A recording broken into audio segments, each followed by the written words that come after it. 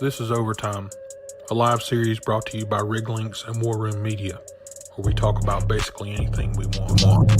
And here are your hosts, Greg Williams and Ryan Ray. Buddy, how are you? What's up, man? How's it going? Oh, it's going good. Going good. Are you things on your side? Are you still in an undisclosed location? Yeah, I am. I'll still be here till like the middle of January or so. Okay. All right. Well, are you out there working on like distributing the vaccine or something important like that, or? No, I don't have. I've run fresh out of my ass. So, yeah, let's jump right into it here. Let's see here. What do we got? We'll just throw this on the rundown here.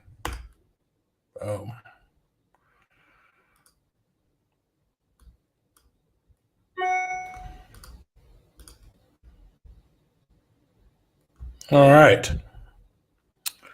We have, we'll run through the oil prices. We'll talk a little bit about the market. The G20 Climate Summit. Also, the Vatican going net zero. Hey, good for the Vatican. Bitcoin tops 20K. North Face is hating on the oil and gas side. So, yeah. And we'll touch on the vaccine just a little bit. Disney's new lineups, which I'm pretty stoked about. And, Jake Paul has a bag of bills these days there, right? By the way, we're looking for sponsors. Babies need new shoes. So. I got a lot of babies too. I got 4 of them suckers. So I think I gotta wonder at this point if you and Ben are conspiring against me, because you keep wanting to talk about these oil prices, and you know how I feel about them. So, and you lead with it. I think you're trying to get me, a little bit just jacked up first thing coming into the show. I think you and Ben are conspiring behind my back on this. I mean, it's kind of like this. It's the 100,000 worth of oil and gas people. So I got to at least kick it off with something about the I know it. I know it. I'll probably get smooth booted off LinkedIn and start with some kind of business anyway, because people probably don't watch after a minute anyway. Yeah, so, I hear you. That's why we hold off on the real stuff till later on in, Yeah, I know it. God, these oil prices. All right. So first off, I wanted to we didn't get booted off, so that's good. There we go. Second off, did we find out who the intern was? No. Well, if they have, no, I haven't even seen anyone else actually discuss that aspect of the story. Have you?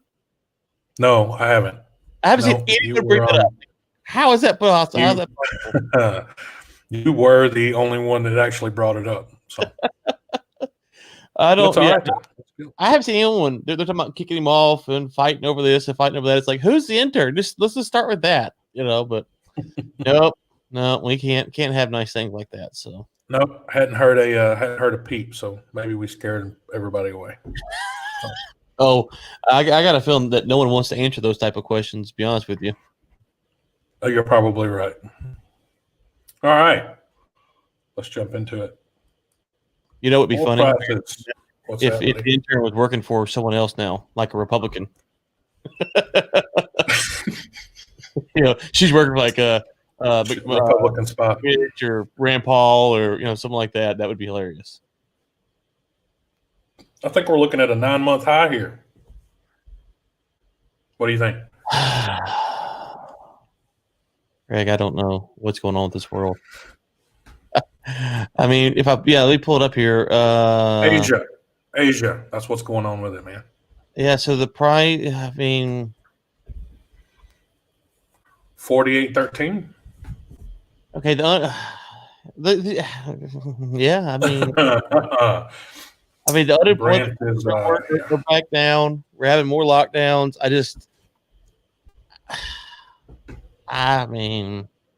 No. We had Robert Martinez on the Texas Oil and Gas podcast on Monday, and he said he felt like the fundamentals were stronger than what I think they are. So, that was interesting. Do you follow at Big Oren on Twitter?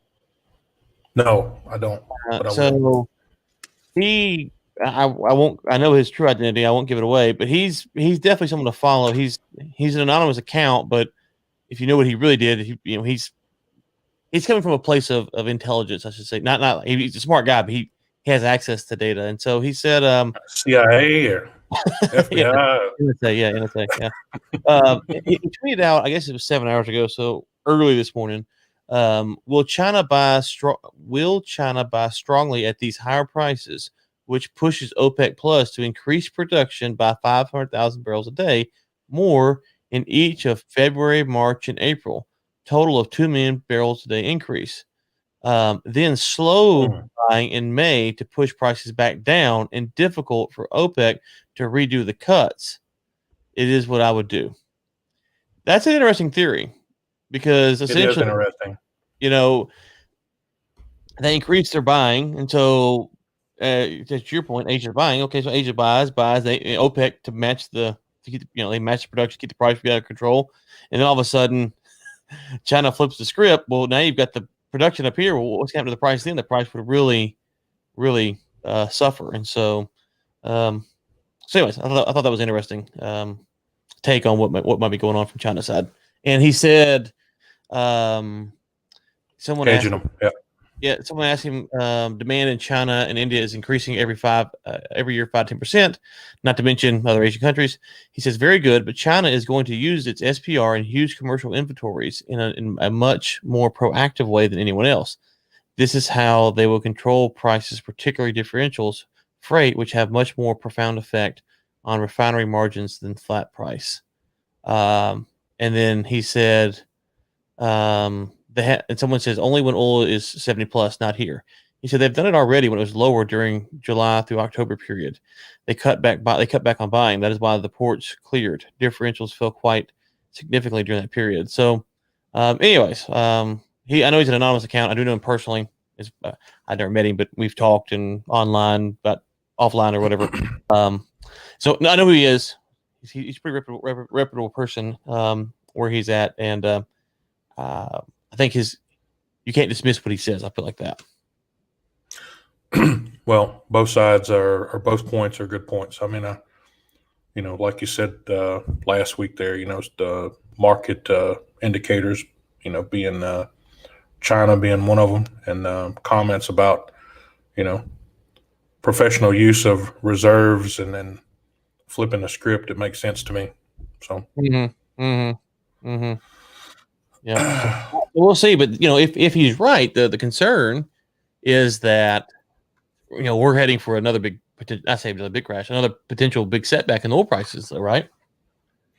Well, I mean, short term, yeah, for sure.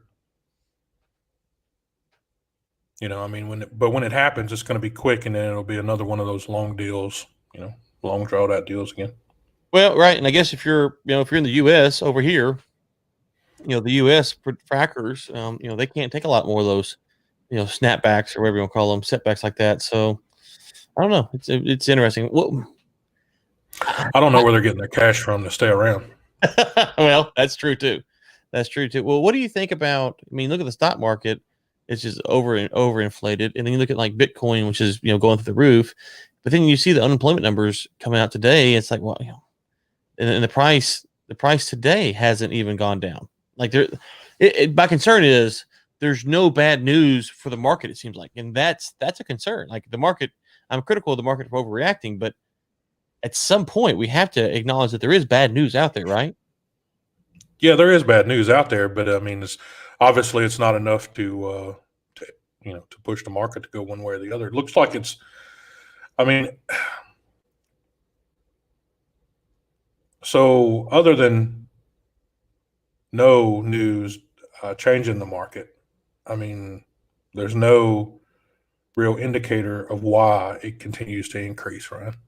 I mean, it has to be something. Well, I mean, the Fed's buying corporate bonds still, and so that's so.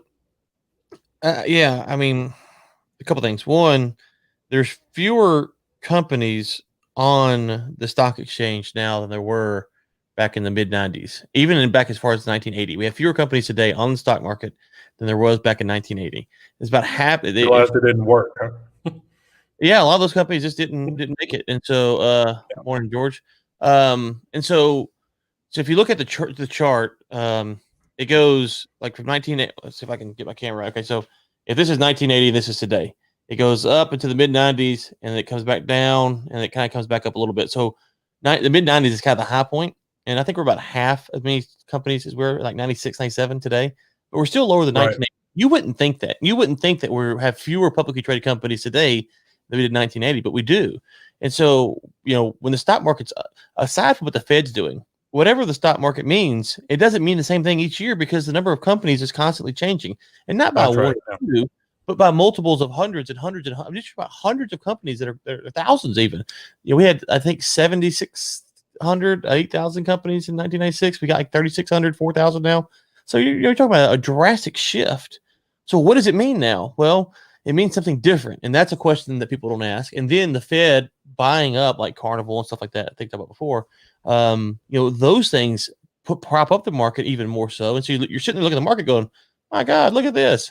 Wow, the stock market's doing great. Well, I don't know what that means anymore because the Fed's buying the corporate bonds and there's fewer companies. And so I think the examination of what the stock market means is something that some of these analysts need to actually get there, do the work on. Yeah, I mean, it's sometimes it's a charade game, moving money around one place to the other. So one of the other market articles there is the this came out. This is S&P. So one of the things there I noted in this one, well, there was two things actually. It was demand in key hubs. India and China have also given the bulls something to latch on to. India appeared to turn the corner in October with oil products demand up 2.5% year on year, ending 7 straight months of decline. So that was one thing there, and then there was another one here toward the end. I like this comment. Even market participants are not wholly convinced the rally has much further to run just yet. A look at the Brent market structure shows a flat forward curve in 2021, even with all the euphoria around vaccine boding well for increased consumption later next year. Those looking at the oil markets run higher may do well to remember that this recovery looks more like a marathon than a sprint. So that basically kind of resonates with just about everything that we've just talked about. So pretty good take. How high do you think it's going to go before you have a correction? 50. Well, Brent's already at 50. Brent's at 51. You talking about WTI? Yeah, I was talking about WTI, but what are you thinking about Brent? Yeah, Brent's at 51.47. So, okay. Well, 51. Yeah, okay, there it is right there. Yeah. Crazy, isn't it? So you want to do a rock, paper, scissors? You want to? Well, I tell you, I thought 60. 65. I was convinced that the price was going to reset by the end of the year. And the further we go along, the concern, so you look at those India numbers, those are fine. There's nothing wrong with those. Good for India having demand. The concern is that, it's not that the price is going up. That's not necessarily a concern. The problem is the price doesn't go down. Like, it doesn't go down at all. Like, if it was at 49 today and it went down to 46, you could say, okay, well, the traders are moving money around, like you say. That's like normal. It's not doing that. And that's the concern, is that it's, you're going to see some of these frackers, and the U.S. hadn't looked at the futures market, but they're going to lock in hedges for 2021. And so their production is going to be steady. So we have to have a significant uptick in demand in 2021 to match, I think, this potential outflow of oil. But I don't know. I'm at the point. I mean, when the market oversupply came on from was it last week? You would have thought that would have done something, but it didn't. Yeah, that's what we talked about last week, right? We had like a 15 million barrel increase, and the market still didn't go down. Like, what? No, that's right. If that doesn't sit down, then what does? Well, nothing, apparently. And so, all right. Well, I guess we'll wait and see, won't we? Like for the bubble to bust? Is that what we're Well, I mean, it's one of those things you want to be wrong on, but Totally, you, 100%. you want to be like, you want people to go, oh, you were so wrong. Right, I was wrong. However, I'm not being a contrarian to be a contrarian. It doesn't make sense, and I think I think anyone who's given an honest assessment of the stock market in general thinks that a lot of this doesn't make sense, and so trying to figure out what's real and what's mythical is the hard part right now. Well, I hope somebody cashes out and makes a little bit of money on it. Yeah, no doubt. All right. Let's see here. So, yeah, the G20 Climate Summit. So, all right. So, yeah. So this was held on the 12th there, Saturday in Saudi Arabia. So I had a couple of comments here. So the UN Secretary General Antonio Guterres, said, I want to note here on this one, it said, so far the members of the G20, let me see if I can find it here. Yeah, there we go. So far, the members of the G20 are spending 50% more in their stimulus and rescue packages on sectors linked to fossil fuel production and consumption than on low carbon energy. So a couple of things there, Ryan. I went to the MEA website, and looked at the G20 objectives just to make sure I had my head in the right place before I started, going down the wrong trail there. So the G20 objectives are policy coordination between its members in order to achieve global economic stability and sustainable growth. Number 2, to promote financial regulations that reduce risks and prevent future financial crisis. And number 3 at that time was to create a new international financial architecture. Now, that was dated, that was on the first G20, which was held in November 2008 in Washington. So that part, or that little piece of the MEA, was dated August the 20th, 2012. But it wasn't until the 7th G20 that 2 additional points were added. So point number 4 was enhancing food security and addressing commodity price validity. And number 5, to promote sustainability, development, green growth, and the fight against climate change. So I guess my question to you, as well as the rest of the American people, is if oil and gas do collapse, what in the hell do they think is going to happen to point number 1 and point number 2? I heard an interesting theory. Are we going in the right direction? That's what I'm saying here. Well, so yeah, maybe. I heard an interesting theory the other day. This was on the Drill Down podcast, and they did some Q&A, and oh gosh, here we go. He's here.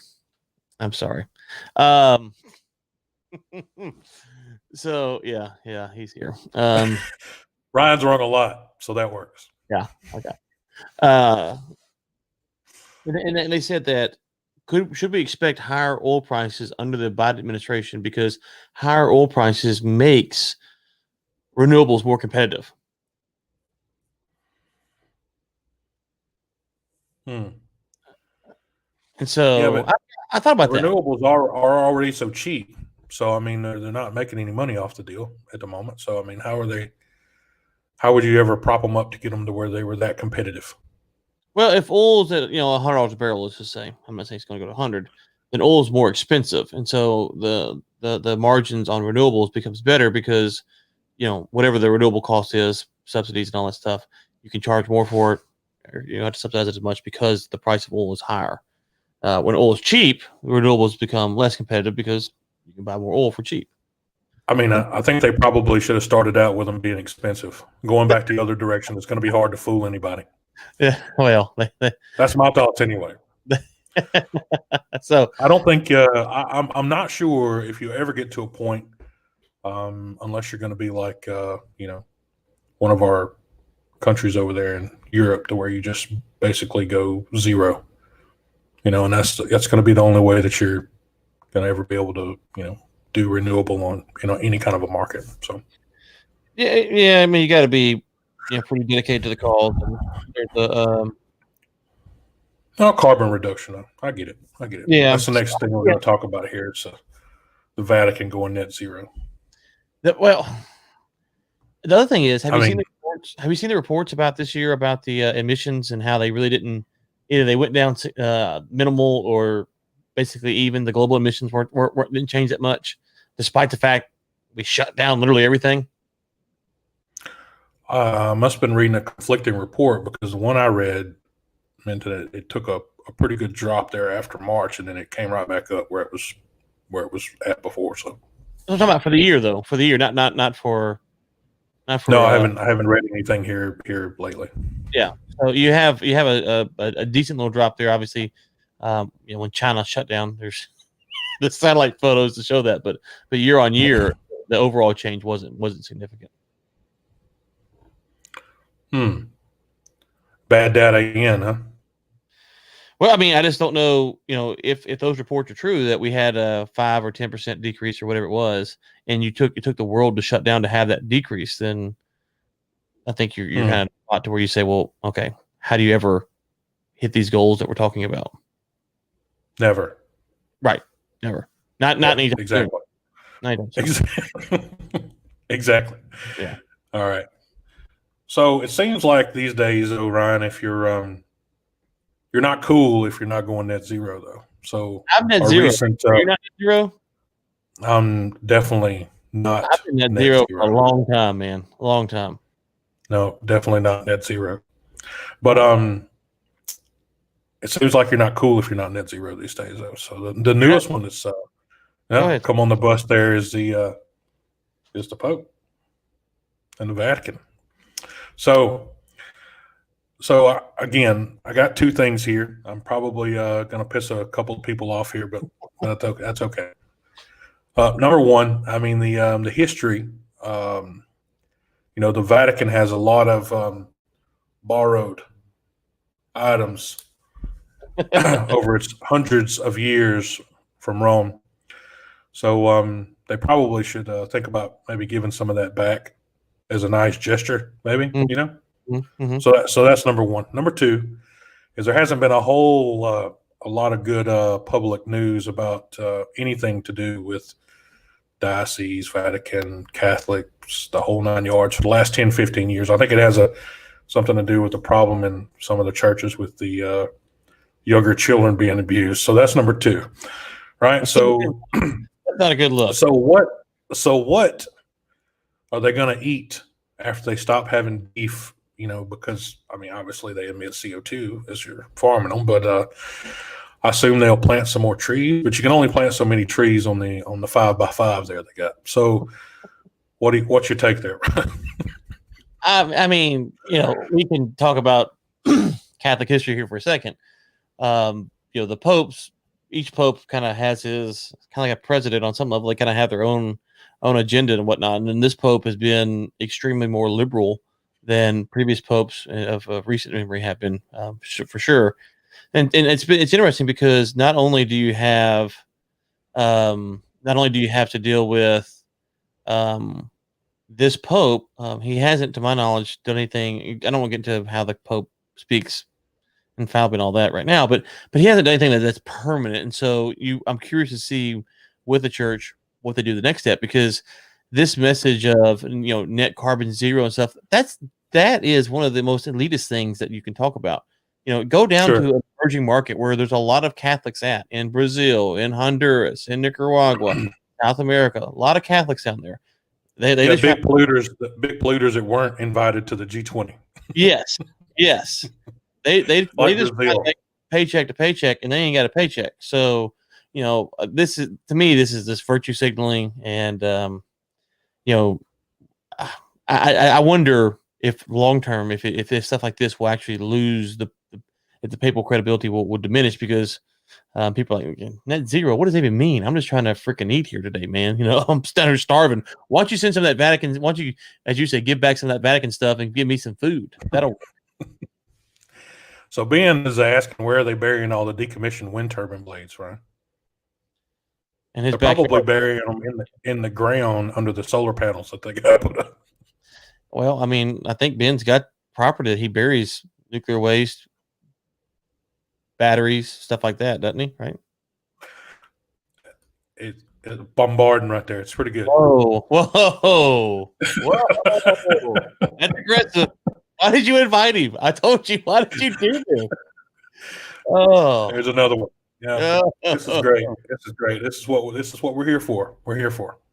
Let me just- Keep the comments coming. They're great. They're great. I asked you and everyone watching a question because Ben, I went to Burger King one time, and he never. Okay, I've been there more than once, but I just went there one time, and he never lets me live it down. Is there something wrong with Burger King? And I drive an F-250 because I'm a red-blooded American. Okay, that's what I do. I put diesel in my truck on a daily basis. Well, okay, I don't drive anymore, but I put diesel when I get out. But Yes. I mean, it's Burger King. When did Burger King become un-American? I don't know, man. I haven't been around Burger King in a while. To be honest, God, you shouldn't have said that. You shouldn't have said that. Ben's gonna. Oh, here we go. Here we go. I enjoy Burger King. All right. So, I mean, it's not like. Listen, it's not Roost Chris Steakhouse. Okay. No, it's not. No. In the town I live in, when I'm going a certain way, there's Starbucks. yeah. There's a McDonald's and a Burger King on the right side of the road. So if you're on that side, on the right side, on the one side of the road, and to turn left is a big pain. So it's easy just to go to Burger King and McDonald's if you're going right there. So I just whip up in there. And so North Face. Oh, good God, we really getting into it. Well, James. we're gonna before we get started there. This is the last thing I'll say about what the Popes had to say. Oh yeah, there. please. I'm sorry. Ben did his thing, his normal. Yeah, for sure. But I mean, I'm gonna just quote this little girl right here. This is bullshit. What is it? This is bullshit. Okay. I thought you were gonna bring up Greta. How dare you? No, it's great. No, I'm just I just think it's bullshit. I agree. All right, here we go. North Face. Seems North Face has turned a little back on the oil and gas company there, and so Innovex. So let's jump over there and look at that. Yeah. So I'm sure that over this past couple of days, or maybe even a week or so, that I'm sure that CBS 7's website has crashed at least once or twice. I'm sure from probably some of the traffic. But so Ryan, it's been all over social media. I even sent a message to Mr. Anderson to see if he wanted to come on the show here and do a chat with us. And we're pretty small. He never replied back, but that's okay. It's an open invitation to anybody that wants to come along. So Houston-based Innovex Downhole Solutions says it was recently denied an order of jackets for the North Face, popular outdoor recreation company, because they are in the oil and gas business. They did go on to say a little bit more, but the interesting thing was the 4-page open letter that Mr. Anderson wrote to the CEO. Yeah. And I'll note his last paragraph here. The irony in this statement is your jackets are made from oil and gas products the hardworking men and women of the industry produce. I think this stance by your company is counterproductive virtue signaling, and I would appreciate you reconsidering this stance. We should be celebrating the benefits of what oil and gas do to enable the outdoor lifestyle your brand embraces. Without oil and gas, there would be no market for nor ability to create the products your company sells.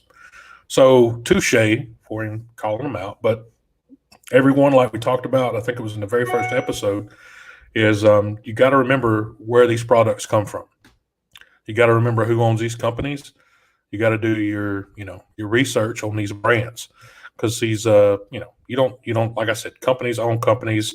So it's also like the North Face has a whole lot of other companies that are with they're in VF Corp with a few more. I mean, also like Bulwark, Walls, James is saying Vans and Timberland. There's a lot of people wondering at VR Corp window. So, I mean, was this just a one shot? You think it was just somebody doing a quote and said, "No, I don't want to send you guys a quote," or what?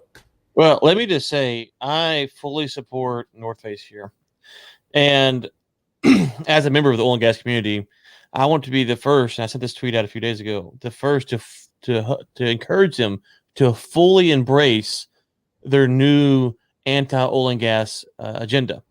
There are Amish communities all around the U.S. we can plug them into, and maybe they can go kill ox and sell like ox coats or sheepskin coats. I don't know.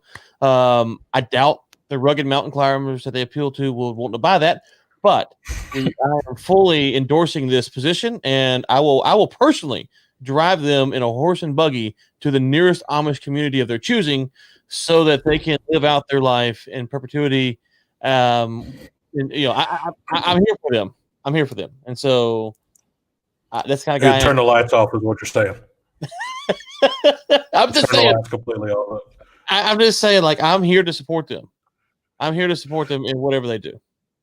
I mean, we shared the story all across our little network there, and I mean, some of the comments that came back was obviously some of the same.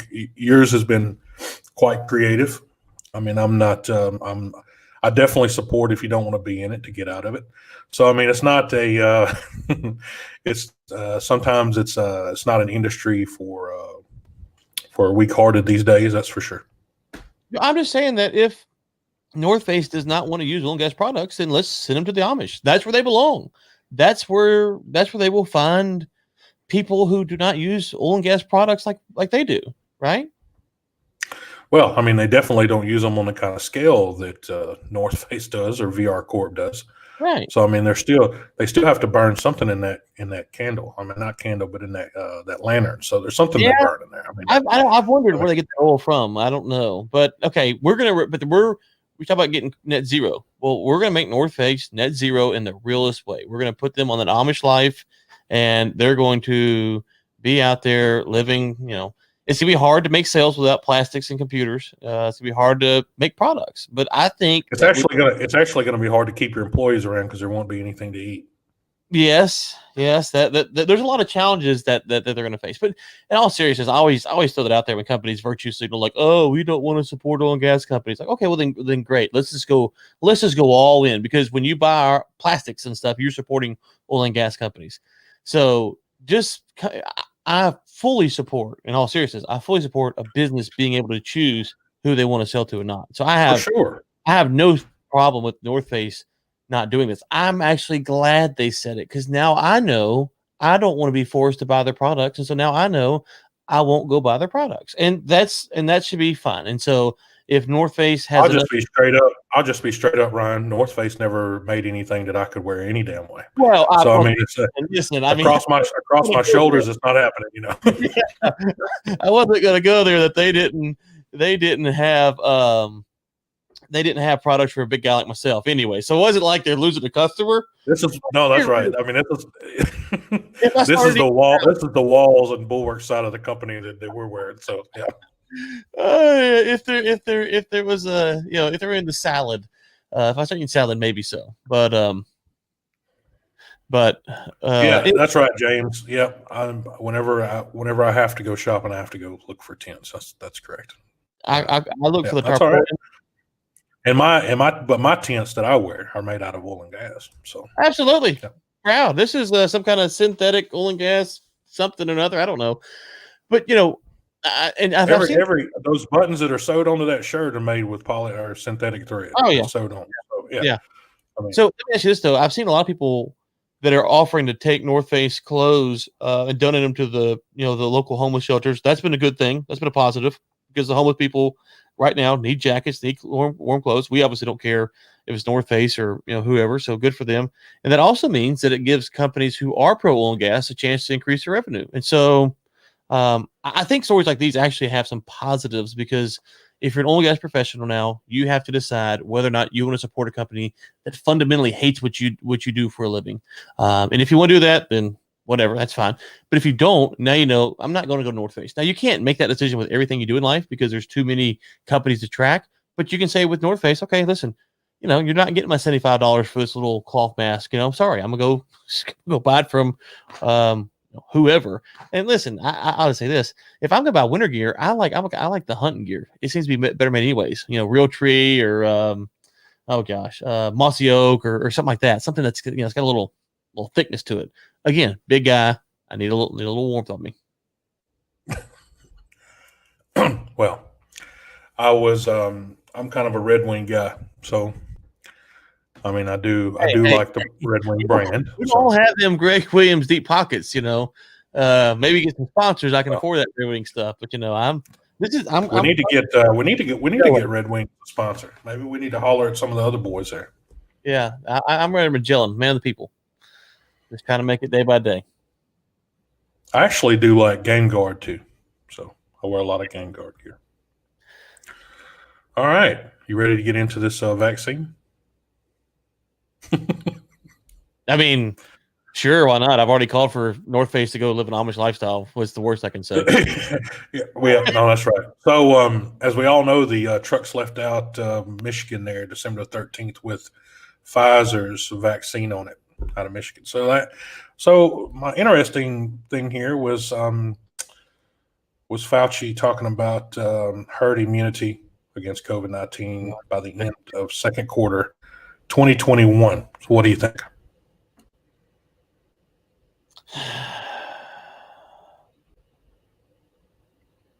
You're trying to get us kicked off. Herd immunity. You're trying to get us kicked off this thing. Okay, so I do have some comments after you, so you can feel free to. Because I'm going to share with everybody what China's doing with their vaccine. Yeah. So let me say this. So when you're talking about herd immunity, how far you want me to go on this one? Because I've got some interesting. Well, if we want to, okay. So I don't want to go too deep into it, but at the end of the day, herd immunity isn't that something that we already have? I mean, if it wasn't, we'd be killing more people than what we are now. So there has to be some people out there that is immune from it. Right. Well, that's part of New York. Some people believe that maybe the herd immunity threshold is lower because of the New York numbers. Now we'll see as it progresses what happens with New York, especially New York City, to see how that transpires. But some people have speculated that maybe the herd immunity threshold is lower. But the herd immunity thing is a little bit interesting for Fauci to be talking about that, because maybe in the U.S. or parts of the U.S. you could achieve that, but globally, if they're saying that you have to have 60 to 70% people either vaccinated or have had the virus, herd immunity globally will not be achieved for some time. And that's going to be the problem. We're about to talk about the vaccine and, what you would do with it. And that's going to be the problem, is because you could go to insert emerging market here and they say, well, okay, you have to have a vaccine to come here because we don't have herd immunity. And so, and the opposite is true as well about people coming to the United States, is that, are you going to require everyone who enters our borders to have a vaccine? Right. Because if not, the more people without it, then the further you get away from herd immunity. Assuming that you want to kind of work in that paradigm that Fauci's working in. Well, I mean, it was like I got a message the other day. It was let me see here. So, the Pfizer and BioNTech vaccine accuracy is 94%. Moderna vaccine accuracy is 94.5%. The Oxford vaccine accuracy is 90%.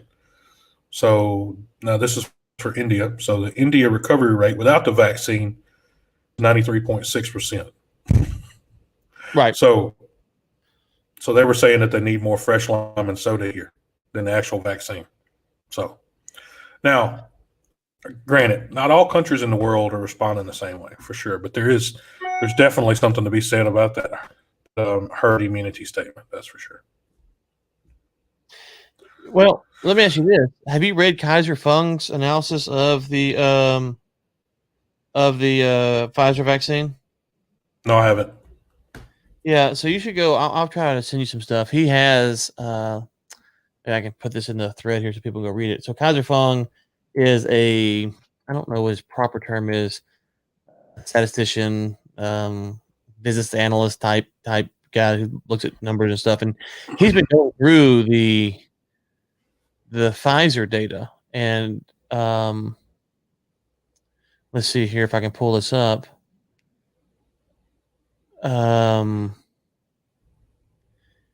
Essentially, the effectiveness. I'll just put this in the thread so people can go look it up themselves. You can go read and Sure. make your own determinations. But anyways, so yeah, I'll just go find the thing and put it in the on the thing. If you just scroll down, you can see about 4 or 5 blog posts in where he started to talk about all this stuff. So there she blows for people who want to read that. I think you go read that, you'll understand what is actually being said the vaccine does and what it doesn't does. What it does and doesn't does. What it does claim it. What it does claim it's what it do to do. Yeah, what it do to do. So it's interesting when you kind of get into what they're actually saying the vaccine is supposed to be doing. It might be a little bit different than what some people are led to believe. Yeah. So, who gets the vaccine first, Ryan? Well, I mean, so I'm on the record pretty clear back in March on my take on this, and I've only modified one thing from any public comment I said in March, which had to do with the kids. At the time, I thought kids were susceptible, and then I know because of some stuff offline that I changed my stance on that within a week or two. I looked at the data and realized that.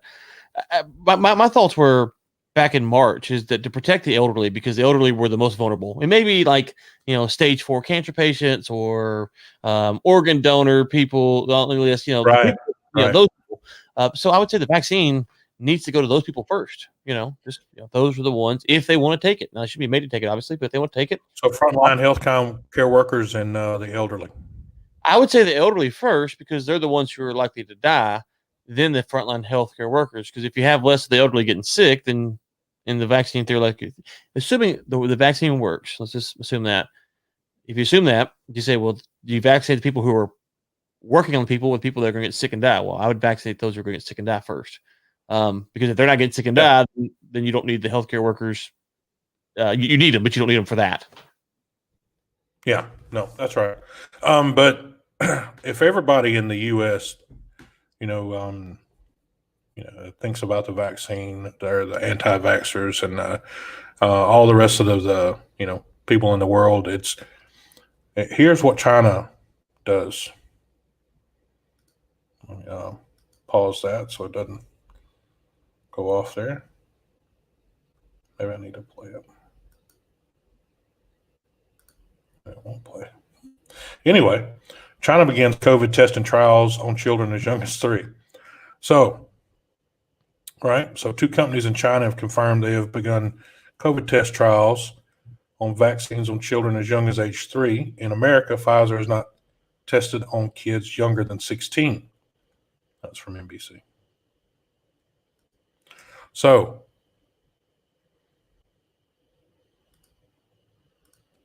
they just got on down to the nitty gritty there and just went straight to the young ones with it. They didn't even go to jail. They just went straight to the little ones.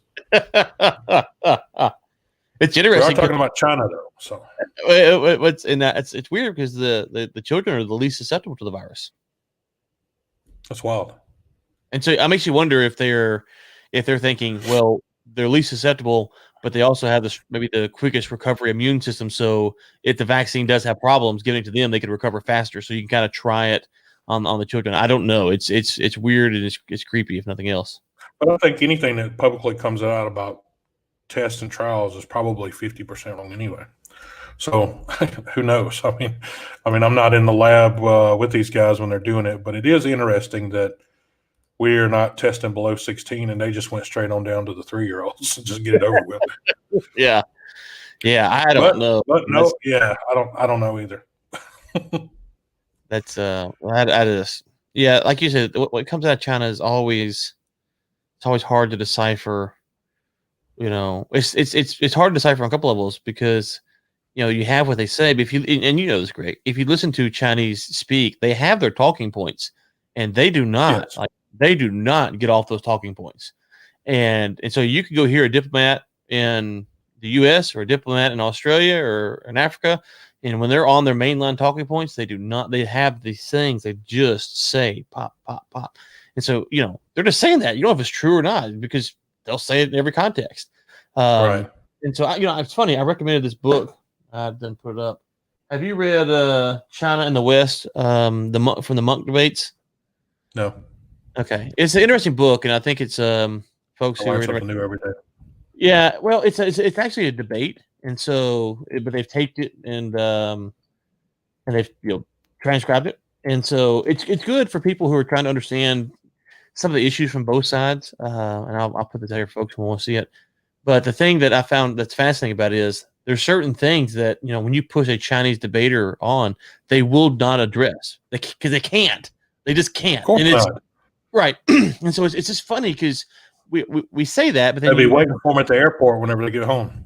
right. So you say that, and you kind of forget about it, and then you're like, "Oh yeah, of course." But then if you don't have that ingrained in your mind with everything you read from China, it's hard to really know, what if what you're reading is true or not. And so, it's like they're testing stuff. They were testing batch testing, which is different than for COVID, which is different than what we were testing for. So that changes things as well. Absolutely. Bullshit. What is it? This is bullshit. The testing those 3-year-olds. That was one that wanted to get away. That's crazy.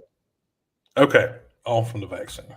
Next, talk about a little entertainment here. You're a Disney fan, aren't you? Oh yeah.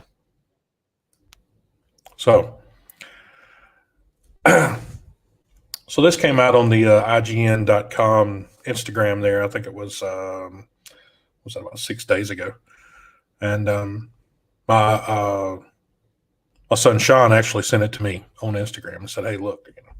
And I knew they were talking about doing a couple of these, but I didn't know that. So that's 1, 2, 3, 4, 5, 6, 7, 8, 9, 10. Yeah, I think it's 10. So I only knew like 2 of those that they were going to be working on, and I knew the Droid story, and I knew Andor. The rest of them didn't know anything about. So I'm super stoked about the Obi-Wan. So that's going to be probably in the Mandalorian style, I would think. I'm worried. Okay, so I'm stoked about Obi-Wan, but I'm kind of worried about it Are because, you? well, what can you got? Obi-Wan, man. Well, no, it's not. No. So Obi-Wan's one of my favorite characters of the prequels. I love the character. I'm just afraid. So you got to think you've got these 9 mainline stories that everyone knows, and then you have the books and the comics stuff that lets people know. So whatever this Obi-Wan series is will be judged. Yeah, the Mandalorian will be judged on that. And so you have episode 3 where spoiler alert if you haven't seen Star Wars from 20 years ago. Episode 3 where Anakin gets his leg cut off by Obi-Wan, and then episode 4. No, give it away. Oh, sorry. And then episode 4 you have the meeting again. So and Obi-Wan sitting there supposed to be watching Luke for all these years, and so he couldn't have done a whole lot. And so if he comes and they're bringing back Hayden Christensen to play Vader, so it's just they have to be careful because they will create too many conflicts with the canon. That's my concern. And the other thing is, if Obi-Wan was watching Luke, he couldn't have caused too big of a ruckus. So is he gonna be like a spy, like creeping around the galaxy? You don't think they made it kind of complicated already? I mean, yeah. Before they even got to Disney Plus or The Mandalorian, it was complicated. So I think what they're doing here is they're expanding on the line, and they're taking complete market share here with, how they're rolling out these new series and breaking everything down. They're doing what Marvel talked about doing years ago, and these guys are going to do it. They're going to throw the money in, and they're going to. I'm not saying I'm not excited. It's one of those things because I care. I'm cautiously optimistic. It's like this. Don't mess it up. Don't screw it up. The series can be bad, and I can live with it. Just don't screw up the plot. As you say, the timeline's a little bit convoluted as it is. Well, don't screw it up too much. I'm excited about the even with Arya. I love the Clone Wars series. Yeah. So for me it's Obi-Wan and Andor. So that's the 2. The rest I'm still a little iffy on. So you don't like the series, the show, the TV show, the Clone Wars? What now? Yeah. Have you ever watched the Clone Wars TV? No, I haven't watched the Clone Wars, the TV show. Oh, Greg. No, Greg. Sorry. No, Greg. this one. Okay, so before you watch it, you need to go watch it. Google how to watch the Clone Wars because they're not released in chronological order. So like season 1, episode 1 and season 1, episode 6 do not necessarily follow straight in the timeline. So you just need to go watch how to watch them. And it's like season 2, How many episode seasons is it? 7. Yeah. All right. And Got something to catch up on then. right. And if you follow them in chronological order, there's some that are pretty they're made for kids, they're made for adults. Some are more kids, some are more adults. So some of them are kind of goofy, but some of them are pretty good. And you gotta think of them, they're kind of like mini movies. There's like 2 or 3 episodes will be like one story. Okay. And so that's like a movie almost because it's like 3 episodes, like an hour. Sure. Huh? I said sure. Yeah. Yeah, and so the Bad Batch comes in at the end of the last season, which they just released back a few months ago, and so it's a continuation of that storyline. Okay. Relatively new spoilers because of what happens with the Bad Batch and all that. So, but yeah. Okay. Well, that makes a bit of sense now. So, but for me, I haven't heard anything about I mean, of course, you can read through this this little bit of blip here. If you go over to the colander, I'll put the link in some of the notes there. But it basically goes through a rundown of each one of the series. So if you're talking about so the Bad Bunch, let's see here. Bad Batch, yeah. Yeah. So continuation of beloved animated series, The Clone Wars. Mm-hmm.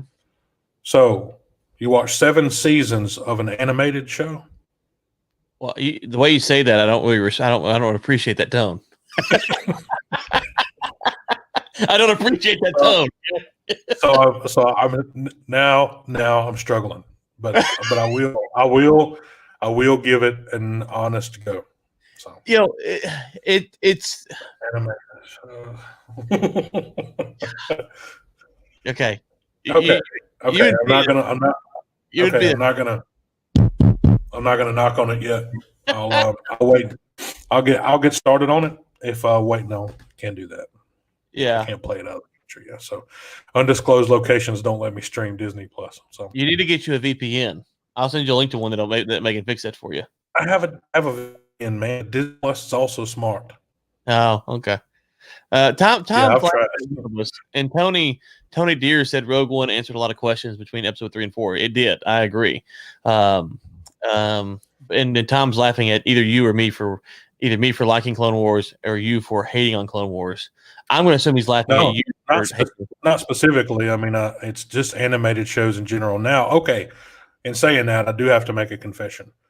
I did the last animated movie for the Teenage Titans. I did watch that. What are you talking about? Clone Wars. I got Yoda. I got Windu. I got Obi-Wan. I got Anakin, and you're making fun of me for fucking Teen Titan. Dude, there's a difference between watching one movie and 7 seasons of it. So it's different. Shut your mouth, Greg. Okay. Don't get into the time bit into this thing. Just okay.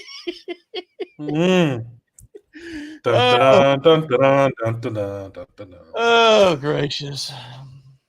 All right, so we're not going to spend a whole lot more time on Disney. I think they are set themselves up for a good run there. Yeah, just as an aside, this is not investment advice, but if you're looking at a stock to buy, I don't know how they don't dominate the streaming wars over the next 3 to 5 years. So all stocks, I think, are over a little bit inflated, but Disney's one you got to look at. So anyways, just for what that's worth. I think there's a lot of people need to be looking at a lot of different tech stuff. I mean, the entertainment industry, other than, open air opera, is driven by tech. So, right. I mean, the faster these, countries get as far as their, bandwidth and their speed, and people are consuming more online media than they ever have before. And it's not just because of the coronavirus. I mean, it's just simply because they spend more time on the screen, period. But, so I ran into this a couple of days ago. We'll go to this last part. We're almost out of here. So this would be Mr. Jake Paul called out Conor McGregor. Of course, he called him out, weeks ago, and been calling him out probably every day. But it's interesting that this one here. So that's 50 million from the Jake Paul tribe that he's putting down, calling out Conor. So 50 million is more than Conor made off his last fight. And I can't play the video because I will get thrown in for copyright. So, but listen, if you want to go check out the video, it's on Overtime's TikTok account. But it's kind of classical. It's got Jake in his flip up sunshades there, look from 1985, with this huge Cuban cigar. He's got a bit of a flag draped across his shoulder, and I think he's sitting in a. That's the Irish flag. That's Conor's flag. Oh, is it? Is it? And sure. So I think he's sitting in a some kind of super fancy sports car, and he's got this huge check next to the car, $50 million check, and says, "Hey, I'm 2-0, and you're 1-0, or you're 0-1. 0-1. So I'm ahead of you. Oh, so great. I'm putting 50 million down." I whatever you think about. See, if that was me right there, I'd still have bruises from my last fight, and he's already healed up. Yeah, whatever you say about them, they're master promoters, and so, it's, you can hate them, you think they're stupid, and I'm not fans of their.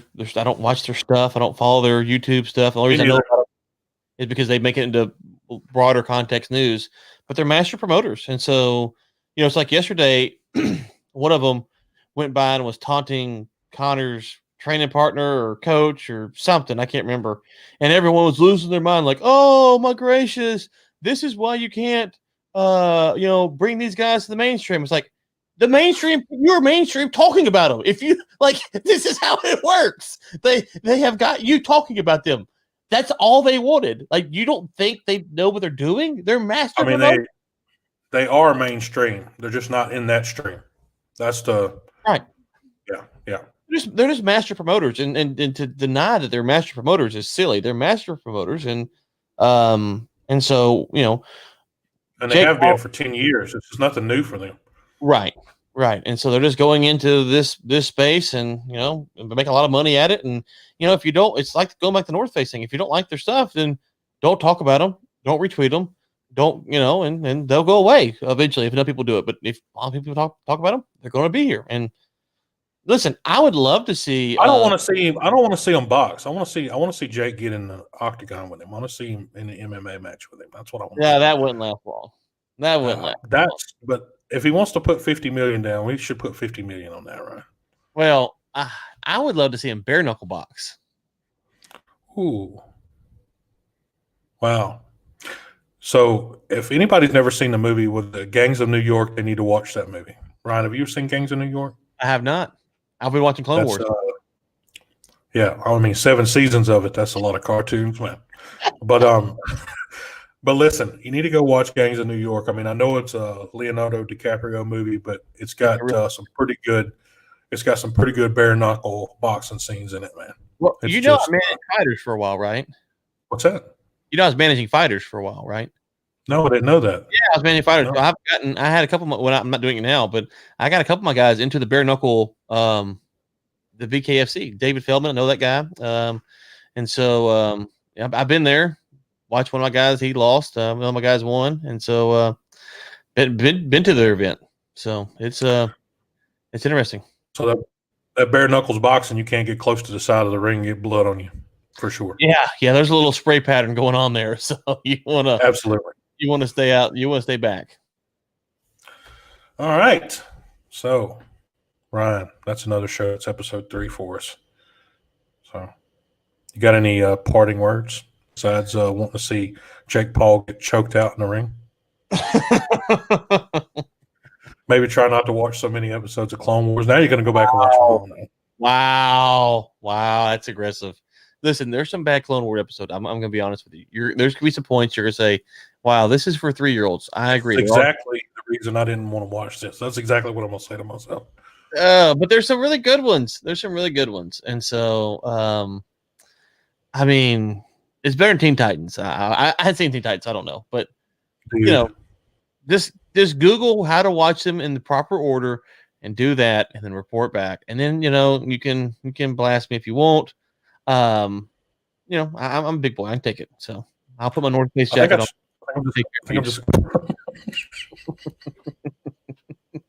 I just jumped to the part where I just asked my kids about the Clone Wars and just take a little essay and be done with it. Yeah, well, in my North Face jacket.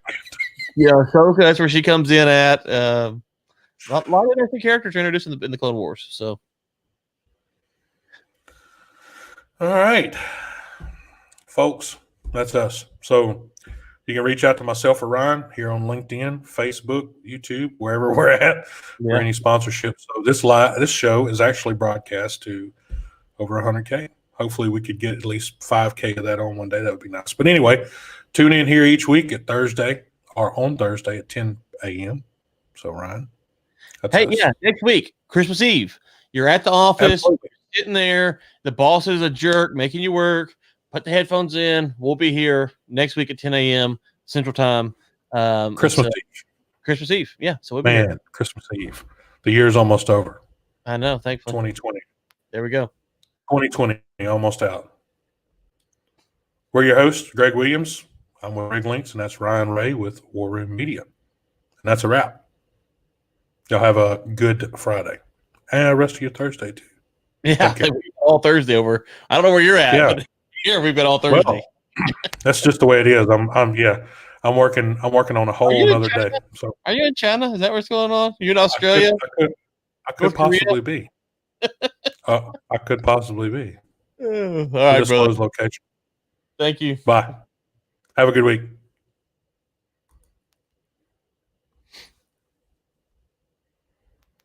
You've been watching Overtime, a live series brought to you by Rig Links and War Room Media. Your hosts have been Greg Williams and Ryan Ray. For sponsorship opportunities, send us an email at info@riglinks.com. Tune in next Thursday at 10 a.m. CST for another live episode.